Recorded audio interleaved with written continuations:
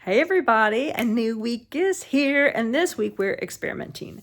I wanted to share this idea about a new way to try new things that I learned from an awesome coach named Sarah Ing. Sarahing is her last name, and super cool. I took this class with her this week it was like a career clarity class because Lordy, who doesn't need more career clarity these days?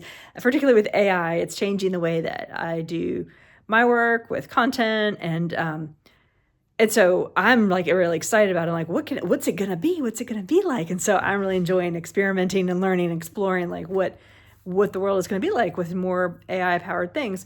And so what I took away this week, one of the things, there are many, was experimenting to learn new things and like taking something new that you want to do and breaking it down so you can kind of like get a better learning. So it's very much like science experiments, right? You did science fair when you were a kid, probably. You're sort of, go into it like figuring out like, what do I want to learn? Maybe like, what do I want to do? What's my goal? Then what do I want to learn from this test, this experiment? And kind of how am I going to conduct the test? And then at the end, you sort of analyze your results and have your findings. So one thing that I would love to eat more vegetables, right? Which is like a big goal. I never do it because I'm like, oh, I should eat more vegetables. And I don't have a strategy or a plan, or I don't know what I like. So I was thinking examples, I could design an experiment so that I could find out what vegetables I like, which is still really big, like a huge goal. So there's a lot of vegetables. So I thought, well, let me narrow my experiment to like what orange vegetables I like. So, maybe I'll experiment with a different color vegetable each week. And it's good to time box your experiment so that, they don't go on forever and you kind of can get your learnings and move on to the next phase.